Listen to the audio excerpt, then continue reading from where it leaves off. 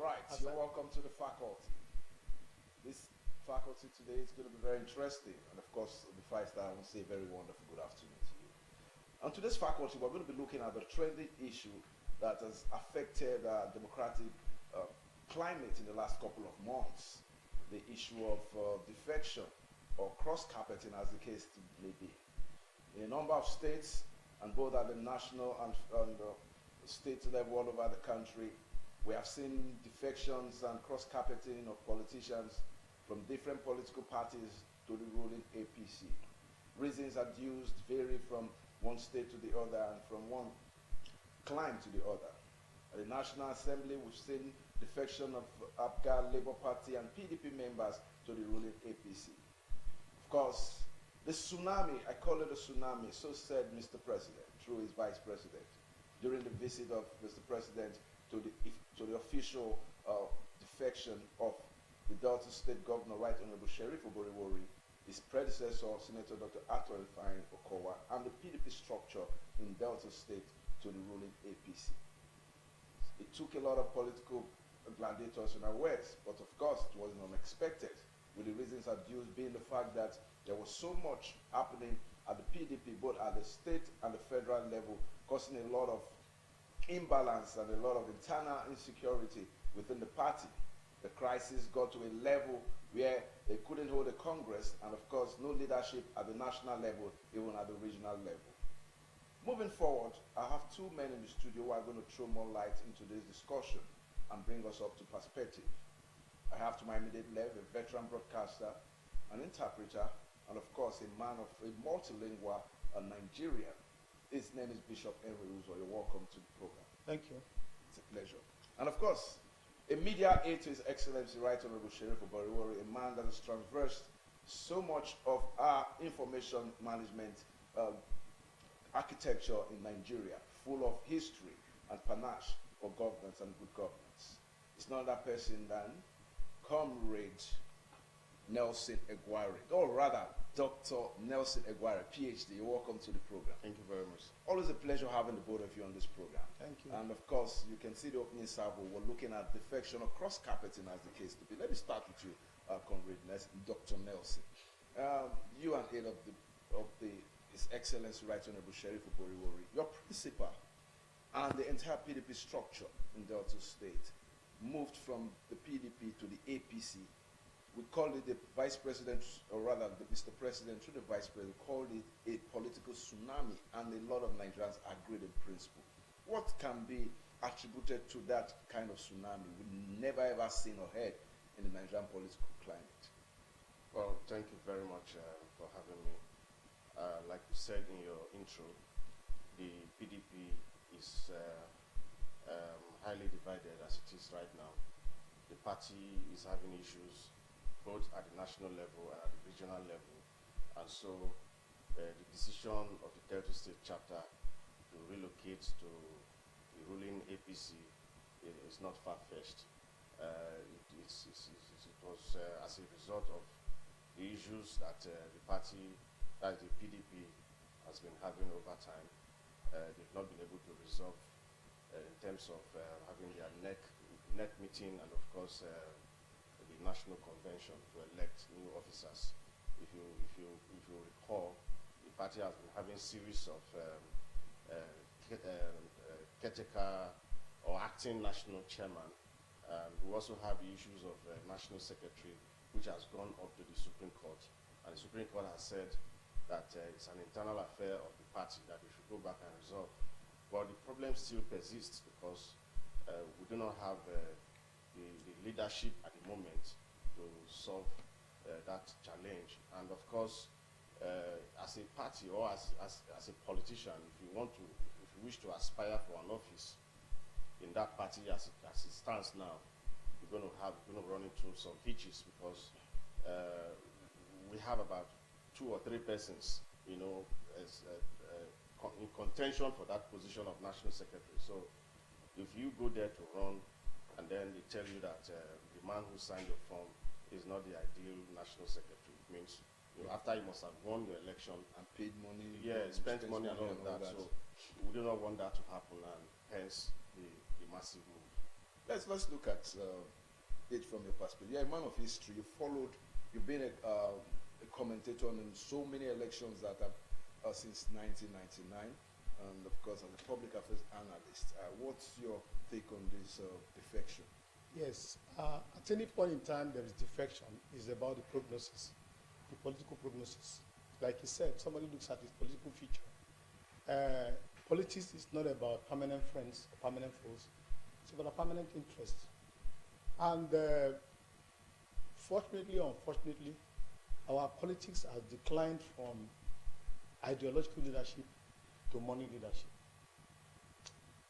So the failure of the PDP to have a leader is the failure of a man to spend money.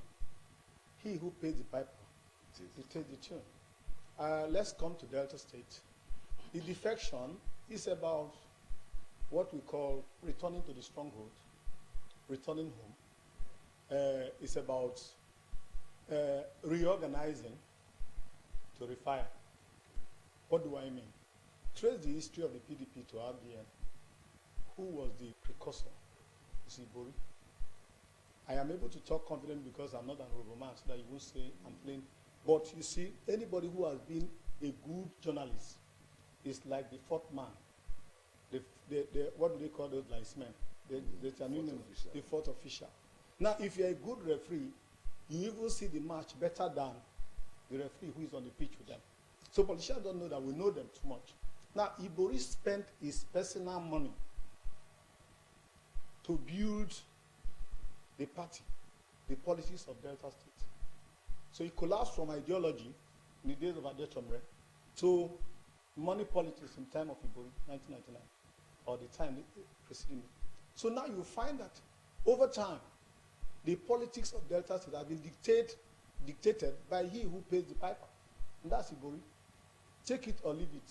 Many politicians today are offsprings of Ibori, either directly or indirectly. So now, it was bound to happen. How do I mean? I don't know whether Ibori has come out publicly to say, I'm joining the APC.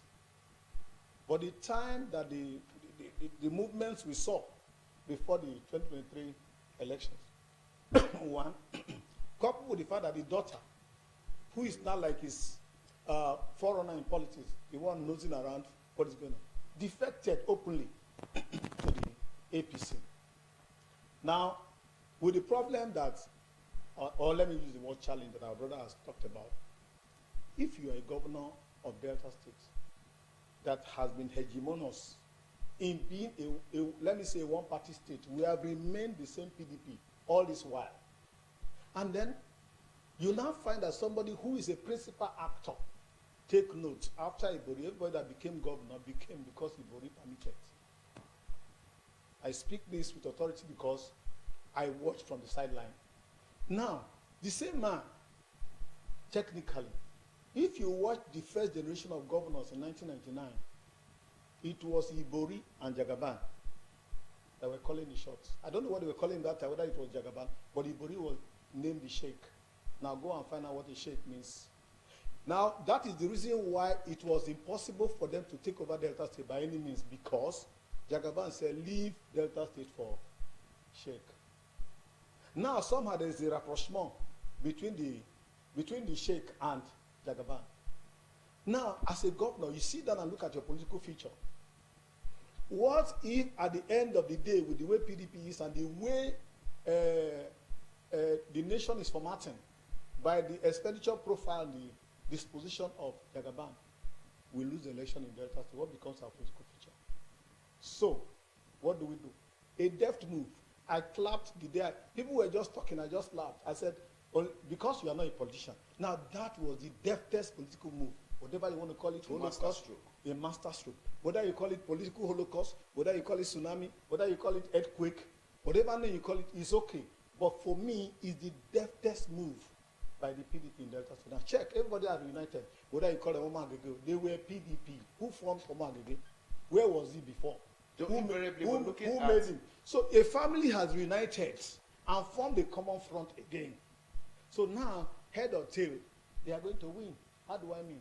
If eventually, through little effort, because the effort is going to be little now, government comes to Delta State, Delta State governor wins election again. It's simple. Better deal for Delta State because we cannot get appointment. We are not in a position to get appointment at the federal level. Ambassador is waiting for us. Ministers are waiting for us. So you name it.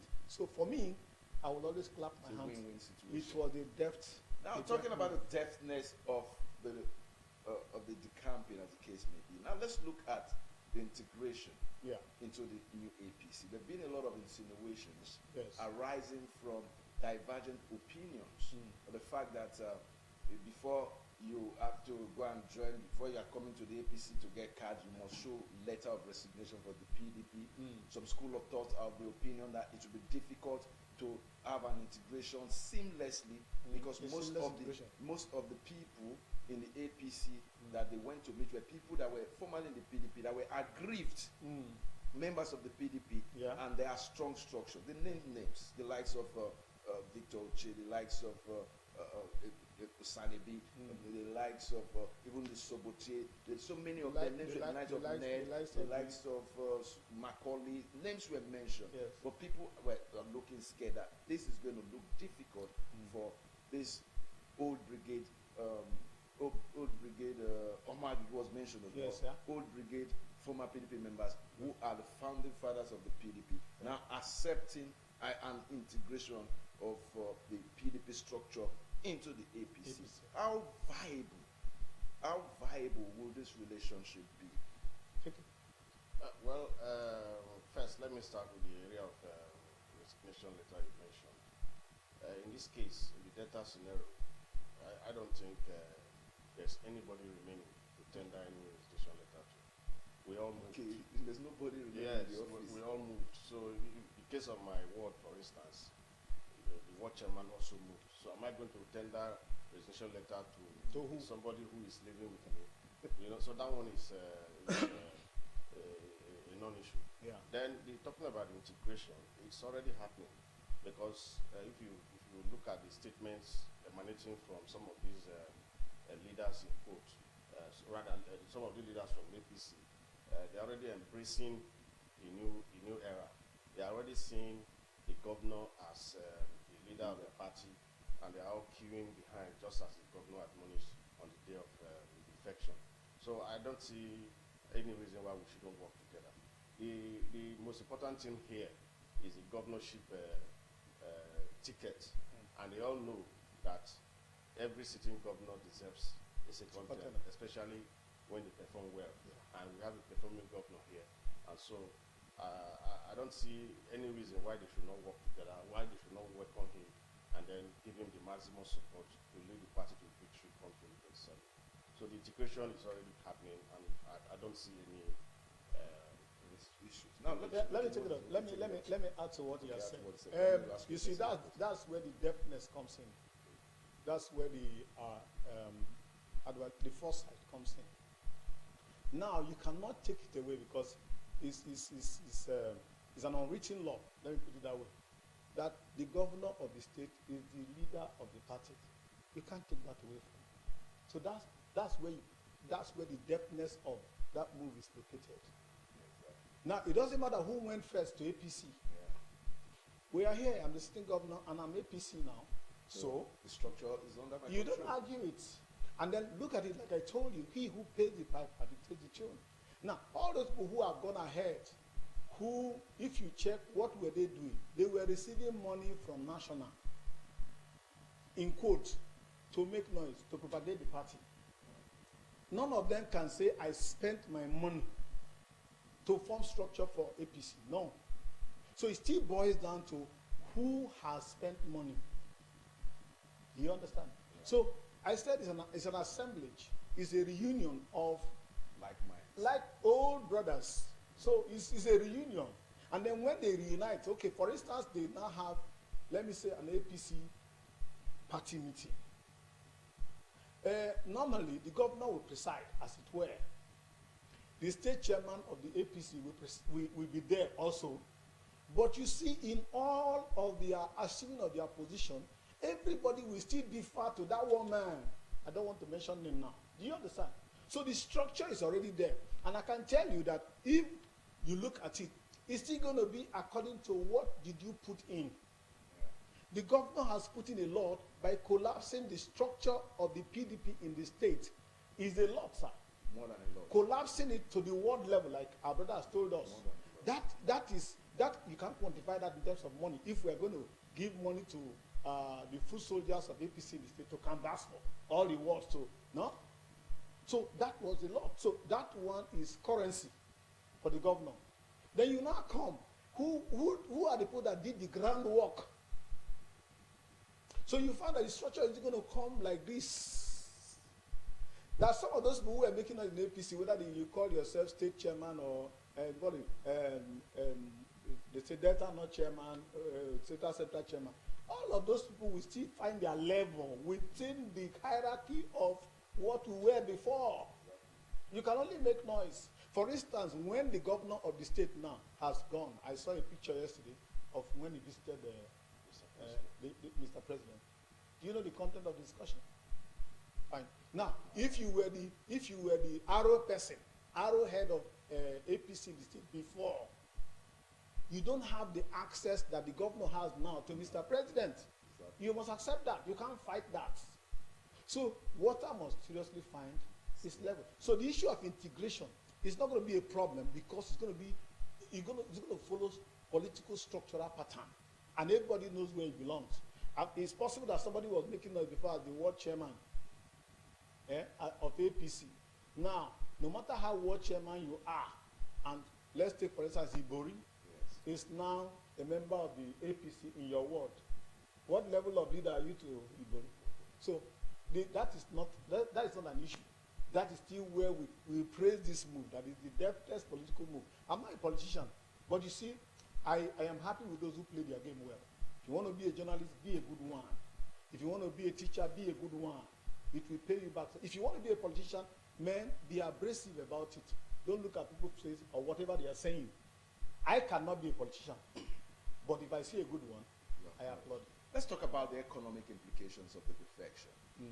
Most recently, in the last couple of days, I've seen His Excellency, the Executive Governor, doing some commissioning. The Ugenli, Kwale Asaba, Carriage Way, and some other structures. He was having a visitation to the site, had promised dates of completion of job.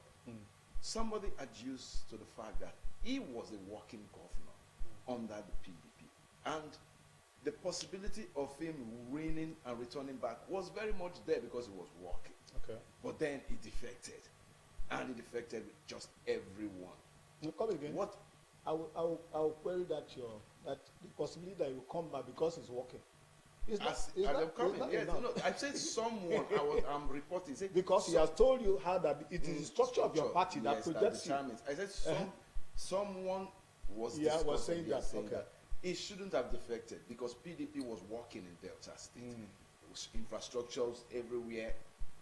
The state was moving very fine, and all of a sudden, it moved with the structure. Yes. Now, he referenced it with a question. Okay, after all this, what are the economic implications of this defection to the economy of Delta State? Okay. Well, let me start by saying that ordinarily, if we were to contest the 2027 election as it's supposed to be, with a viable opposition, you know that there's certainly more funds will be deployed. But today, we are one big family. Yeah. And so, that struggle,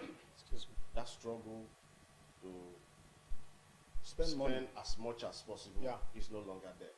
Yeah. That's number one benefit. Then two, Delta has been in opposition since 2015. And whether you like it or not, like the former governor said, Dr. Kowa, that it is better we go back to we connect back to the federal government, so that those intrinsic benefits that should have flowed from the federal to the states, we can now begin to assess them. Whether you like it or not, we have 36 states in the country. And as a president, there's this tendency that he would prefer to support a state that is under his party. And so, for us in Delta, being the highest oil producer in the country, we do not need to continue to be in opposition, so that the benefit of that revenue that we are contributing will reap it to the fullest. So it's a very good move, just as Bishop Uzo has said. It's the deftest political move ever. Yes, Bishop. Okay, let me come to you. I'm looking at, in the last 1-2 weeks, we have seen, I call it the new face of politics in Nigeria. There have been a lot of high-profile defections all over the country, not just restricted to Delta State. Yes, Delta State moves with the entire structure, but we've seen legislators, we've seen House of Rep members, we've seen House Senate members been defecting to the APC. And the impression is we are being led to a one-party state. Is it good for our democracy that there won't be any strong opposition? Because the substance, the salt in democracy is opposition. When there's a constructive opposition, it makes democracy to really thrive. Now, we're leading to a one-party state, and do you think it's good for our democracy? Well, let's look at it this way. You see, if you say that, or if you do that, you're still dwelling in the realm of ideological politics. We have left that realm as a country. There's no party ideology that is guiding anybody. Now, the question is, how do I, as a politician, play my game to still remain relevant? That is the issue.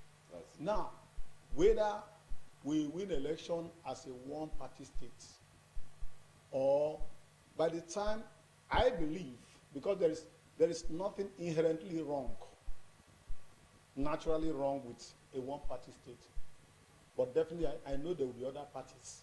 Just watch, you're going to see that some other remnants will try to form alliances and then take some places to continue to survive. But the question is this: the one-party state is just in the euphoria or in the global view. The moment election is held, the man who wins in the center, and then you are now the governor of a state, you are now the speaker of a state, you are now the members of the House of Assembly. You become more accountable. Because in that case, even the man who is at the helm of affairs will be watching to see the performance in each of the states. Exactly. We'll be watching to see how that you are projecting, because take it or leave it, is when you become a leader, you know that everybody in the system is important. It is when you have not become a leader, you begin to say, don't mind them, they are not. As Tinubu is there now, Tinubu is thinking of how that, oh, this one is our state, this one is our, so I'm guaranteed that when we go for the election, I will get the requisite votes I need. So, but after we have done that, after that is sure, the issue of accountability will come in. So everybody will now sit back and begin to see how that, now that we have gotten to where we are, because like he said, we're not going to spend much money now, well, in principle, to begin to canvass for votes. By the time you have people up to ward level in a state are already publicly saying we are. And then where they depleted, that was the opposition, it's like there's little strength there. So it's like the election is going to be, you know, a formality, as it were, though you cannot tell politically. But when we have won the election, because a one-party state, for instance, is a state where, you know, they just come and say, let's do a referendum. A referendum to say, let Obia, let me use him because it's a very crazy example. It's okay, we are returning Obia, and everybody in the country is voting to say yes. And then you say yes, he comes back, they say, oh, he has won 99.9% votes. Do you understand? Yeah. That is not going to happen in Nigeria, never. We are still going to go to the polls. Whether you rig us out or you rig us in, there's going to be election. But after the election, we are going to sit down to count the cost. We are going to sit down to count the number of miles we have covered. So, and I know that after the election has held and some people have lost out, there will be a more cohesive reunion to capture power. Because like we said before, all these people you are seeing, whether APC, Chieftain, they were offshoot of an organized PDP. They were offshoot of an organized PDP. And they were people who were, as it were, aggrieved. So the question is, when you talk about the contribution, like I said, cash, what have you put in terms of cash and resources to build the party? I don't want to go to the issue of people like Wike, because the cash is not coming from that side. That's why. If not, if Wike was cheap to me, sorry, I'm not giving him too much kudos. Yeah. But he spent reverse money to build PDP. Of course. And of course, some of our state money coming I guess from that Oko. helps everyone. Coming from Oko. So it's all right. That's where we are. So don't fear the one-party state first. Let the elections. This thing can only happen for as long as we win the election at as many levels as possible. After we have done, take note, the other politicians who lose out in the election, they're not going to sit down and fold their arms. Definitely. They will now start regrouping again to form what we are expecting to be the opposition. Yes. If you're just joining us, this is the Faculty, a public affairs program on Delta Broadcasting Service Television, Asaba, every weekday. My name is Mishak Olza, your anchor on this program. And of course, today's topic was X-raying the Oboriro regime defection from the former PDP to the ruling APC at the same time. And of course, so much has been said and of course analyzed on this platform. Two very wonderful men have been doing justice, Bishop Uzo and of course Nelson Eguare, PhD. Back to you, Doctor. You're an agent of government, and of course you owe Deltans a responsibility and of course accountability in terms of the discharge of your duties and the duties of government. Now, looking at this critically, a lot of people still think that this government is trying to shield the former governor from his EFCC case, and they attributed it to a certain time or certain times, most times, the acronym is used. If you want your sins to be forgiven, then join the APC. So how can we relate what has been said on social media, in pubs, in lounges, to the reality on ground? Considering the fact that the former governor was the vice presidential candidate of the former Opposition. PDP, of the opposition. That's very laughable. That's kind of school of thought. I say so because that's accusation or the allegation is has not been substantiated. How can you allege that somebody stole or misused 1.3 trillion? How much did he receive throughout his Within the tenure? period. And Exactly. how much did he Exactly. spend to do the works he did? What about payment of salaries and all of that? Strange. So for me, it's laughable, and hence he has not been. The EFCC have not been able to prosecute him all this while. They are just investigating and all of that. So, like I mentioned earlier, the movement to the APC is because of the state of the party that we are in, not because of any case that Okowa is having the EFCC.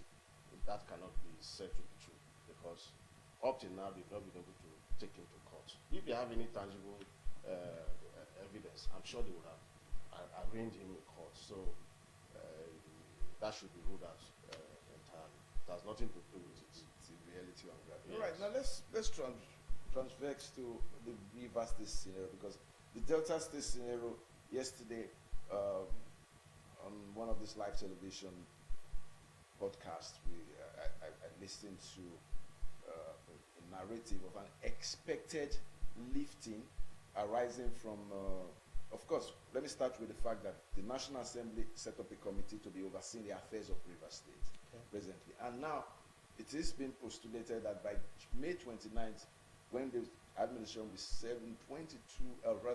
2 years in power, that there's a possibility of lifting of the state of emergency in River State. And they are hoping that River State will do the Delta State tsunami style decamping. Do you see that happening in River State with what has been happening since the Fubara regime? Yes, let's look at it this way. Like I said, every politician wants to count the cost. If Fubara tomorrow decides to join the APC, it is politicians who will not see the positivity of what he is doing or he will be doing by that action. Yeah. But every normal politician knows that the man is counting the cost. Now, the situation in Rivers State is such that, like we always say, in a place where there is acrimony, where there's no peace, there's no development. Of course. Because with all these emergencies you're talking about, all this issue between Wike and Fubara, it's Rivers State that is suffering.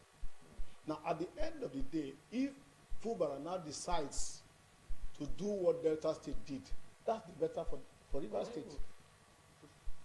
One, it will increase the authority of Fubara, Of course. because you still cannot distill from him or take away the fact that as the governor is the leader of the party in the state.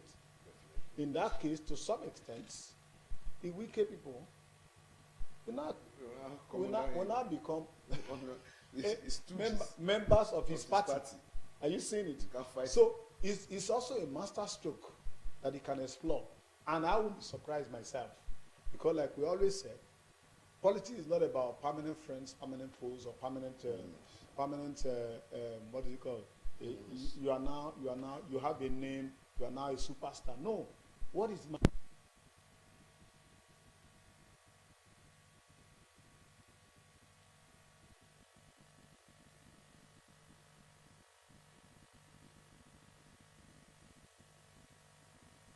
the former governor of Delta State, Dr. Okowa, for providing leadership.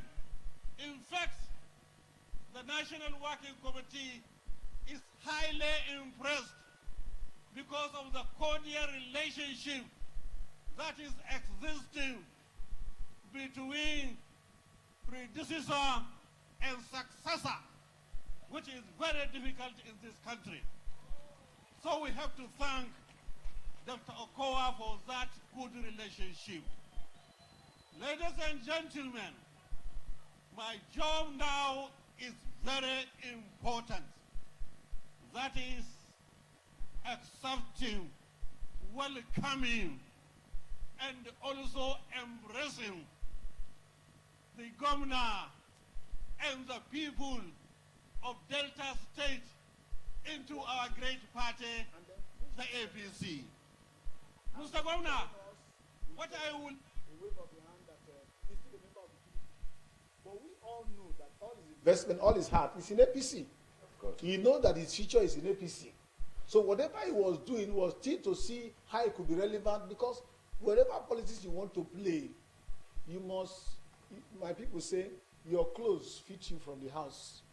If the cloth not fit you from, if your people will follow you in their house, you the dress come out, they not tell you say, man, you are looking good. You are not. So he knows that if he has to have a political future, he's still going to come back to Rivers State. So that's why he's trying to make sure that he's relevant to what is happening on ground. So I can tell you, without pretending to be prophesying, that if Fubara has a revelation and does that, that's the only thing that one will calm all the problem in Rivers State. Two, will give him an edge and a place in the politics of Rivers State. Yes, I'm back to you again. Let's look at we've been talking about the politicians. Let's bring the people. After the tsunami, a lot of people felt betrayed. Okay. And that they asked salient questions. Did the politicians consult with their constituencies before deciding to jump ship? Because there were surprises amongst a lot of people in their thoughts line, in their faces, on their faces. There were a lot of surprises. They didn't know, they didn't see it coming. They didn't see this one coming. People were aggrieved that the political elite did not consult with the people who they come to consult when they need their votes. But this time of defection, it was unilaterally taken within the context of the political elite. How can we balance that reportage? That certainly is not true. Because before the April 28 tsunami, we had consultations at various levels, right from the state caucus where the governor met with all the leaders, the leadership at that level. Then we were now asked to cascade it down to the local governments, from the local governments to the wards, and even to the units. So they were duly consulted, especially members of the People's Democratic Party. Otherwise, there's no way, in fact, outside the consultation, they were also asked to come to the defection ground in Asaba here. They were mobilized to come. So if they were not told, how did they manage to come to Asaba for the defection? So it was not done unilaterally. It was an outcome of a due consultation with the people. Yeah, that's good. All right, if I'm coming from my angle, you know, you see, that's the fatalistic aspect of politics. Now, ordinarily, it is in the head that you find the eyes that see. It is in the head you find the nose that perceives. It is also in the head that you find the mouth that speaks. Now, at any point that the leadership of the party, which interprets in one, those who contested election and won elections. Because if you look at the party structure, these are the people that sustain the party. Yeah. I can tell you that as my brother is here now, there's an amount of money paid as dues into the PDP coffers to sustain the structure of the party. And who are the beneficiaries of this money that these political leaders have? It's the people. If they say they are having won the election, a leader comes, dispenses money to them, they each change their address and have they have handouts to go home. Are you hearing me? That's how democracy runs. So if a leader says, this is where I'm going, the people have no choice. Because if you say no to the leader, it's to your own peril. That means you have no heads. You are a headless Belusa. So now, it's not about what the people feel. If the party technically says, the leadership of the party, in the person of the governor says, we are collapsing the structure of the party from me to the ward level, excuse me, you will scamper to make sure you are part of it, because it's to your own peril. Because the party structure, if you check all those people that are at the ward level, I don't know whether they pay dues to the party, but these people that occupy position, they are told what to pay. For instance, you are a member of the party and you are a speaker.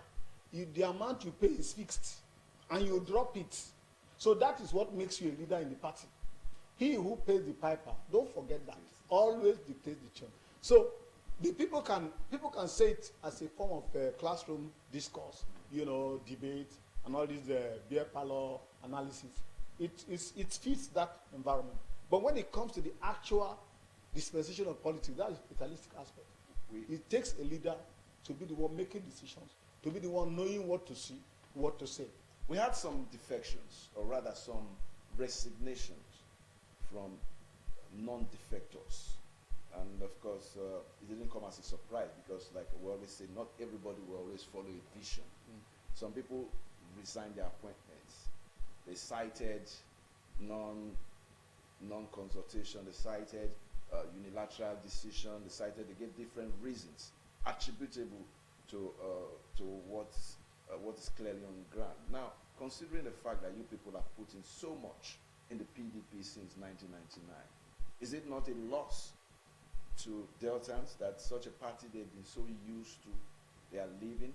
And for those that are defected, and for the fact that you betted PDP, you were part of the PDP family, don't you feel emotional about what has happened and what will become of the PDP? Because we still have some splinter of leaders, so-called leaders, who did not move along with the structure to the APC.